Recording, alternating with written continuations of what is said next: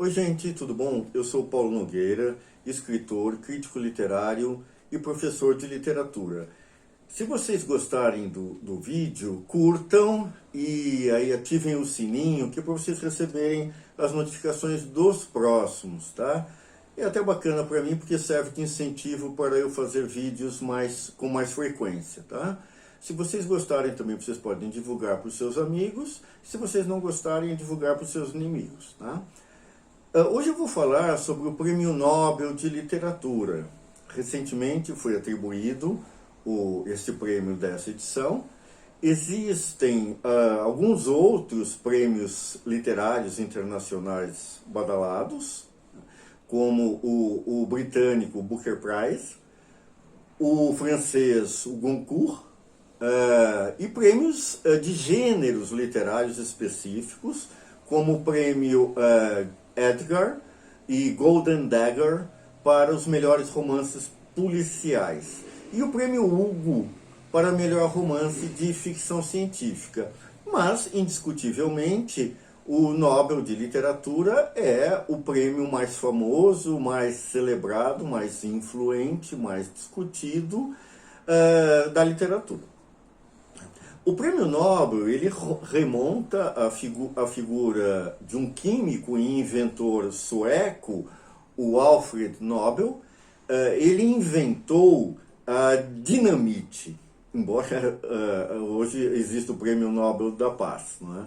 E ele ficou exatamente tão consternado com a utilização bélica da dinamite que ele deixou em testamento fundos para a criação exatamente da Fundação Nobel, tá?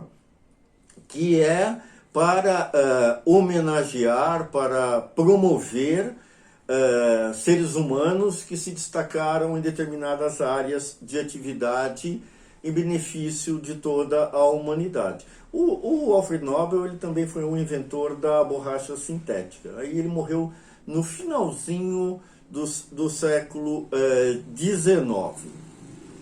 O Nobel de Literatura, até hoje, o país com mais escritores nobelizados, né, foi a França. Depois, os Estados Unidos, a Inglaterra, ou o Reino Unido, né, a Suécia, que joga em casa, por isso tem uma certa vantagem, e a Alemanha, e por aí vai. Né? Como vocês podem notar, o Nobel de Literatura, ele deixa transparecer um certo eurocentrismo, não é? Um certo ocidentalismo. Mas, como nós vivemos numa época e em sociedades cada vez mais inclusivas, esse prêmio tem se diversificado bastante, seja em termos assim, de origem geográfica dos vencedores, seja em termos de raça, seja em termos de gênero. Tá? Muito bem. Por exemplo, até hoje receberam o Prêmio Nobel de Literatura 101 homens e apenas 16 mulheres. Mas nos últimos anos, cada vez mais mulheres têm sido contempladas com essa honraria. Né? Houve dois escritores que recusaram o Nobel de Literatura. Um foi o russo Boris Pasternak, em 1958, né, o autor do romance Dr. Zhivago. Né? Ele primeiro foi um mau mico, porque ele primeiro aceitou, né, em 1958, ainda estávamos em pleno regime totalitário soviético, né? Embora o Stalin já tivesse morrido em 1953, né? E primeiro ele aceitou todo alegrinho, o Boris Pasternak mandou um telegrama para a Academia Sueca dizendo sim, eu quero sim, né? Muito obrigado, vocês são muito simpáticos, tá? Só que aí, tá? Os burocratas, os ditadores do Kremlin disseram assim, nananina não, tá? E aí ele foi obrigado a dar o dito pelo não dito e mandou outro telegrama à Academia Sueca explicando que eu vou ser obrigado a recusar por motivo de força maior, também conhecido como querer continuar respirando. Outro autor que recusou o Nobel foi o francês, em 1964, foi o francês Jean-Paul Sartre. E desta vez ele recusou não por coerção, mas porque ele alegou que não queria se transformar numa instituição. O primeiro autor a receber o Nobel de Literatura foi o poeta francês, em 1901, né? Foi o poeta francês Sully Proudhon, né? Não confundir com o anarquista Proudhon, autor da célebre frase "toda propriedade é um roubo". O mais jovem escritor a receber o Nobel foi o britânico Rudyard Kipling, né, autor das sagas contidas no The Jungle Book, o livro da selva, né, protagonizado pelas aventuras de Mowgli, um menino lobo. Tá? Como eu já comentei, nos últimos tempos, o Nobel tem se diversificado os seus premiados. E rolaram também recentemente um ou outro escândalo envolvendo os jurados. Há cerca de 2 anos, um membro da Comissão Nobel foi acusado de assédio sexual. Então, no ano seguinte, não foi entregue, pela primeira vez na história, não foi entregue o Nobel de Literatura, né? E no ano seguinte, para compensar, ele foi atribuído simultaneamente a 2 escritores, tá? O austríaco Peter Handke e a polonesa Olga Tokarczuk. Muito bem. E este ano, né, atestando essa inclusão, essa diversificação do Nobel, foi premiado o escritor Abdulrazak Gurnah, um escritor nascido na Tanzânia, na ilha de Zanzibar, mas que desde os seus 20 anos vive na Inglaterra, é professor de literatura e escreve em inglês, e não no seu idioma materno, o Swahili, e muitas das suas obras se dedicam a criticar o colonialismo britânico. É uma das vantagens de se viver numa sociedade pluralista e aberta. Por falar em vantagens, vamos examinar as eventuais vantagens do Nobel e como é que funciona essa engrenagem. Tá? O Nobel, em geral, ele não é concedido por causa de um único livro, mas pelo conjunto da obra. Daí que muitos dos vencedores não sejam jovens. A esmagadora maioria dos vencedores não sejam jovens, né? Porque é preciso ter um lastro bibliográfico que justifique essa consistência ficcional, né?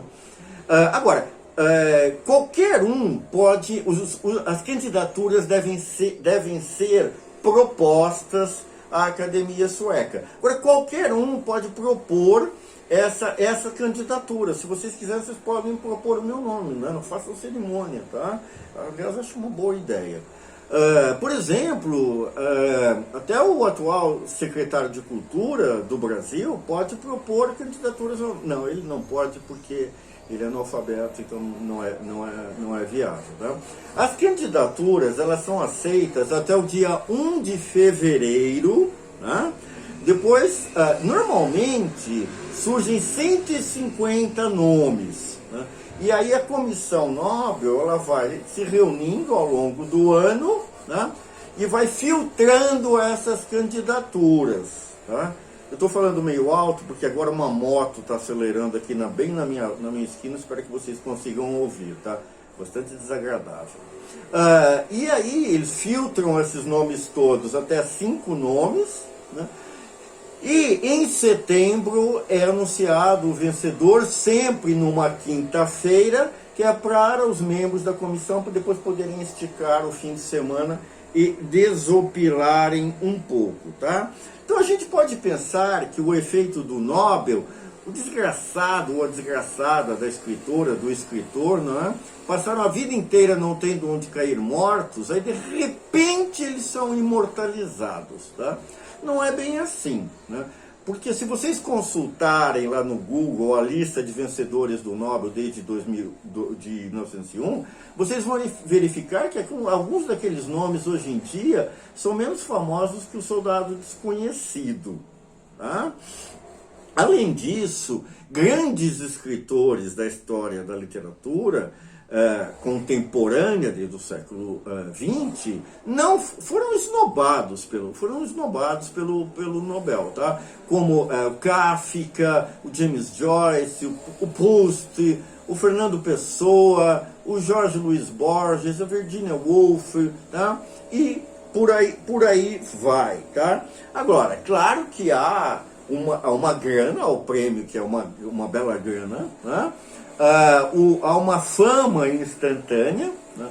Esses livros, o autor, mesmo que ele seja algo ainda obscuro internacionalmente, ele fatalmente vai ser traduzido para a maioria dos países, mesmo para aqueles países com idiomas arcanos, que eventualmente só são falados e lidos pelo próprio tradutor, né?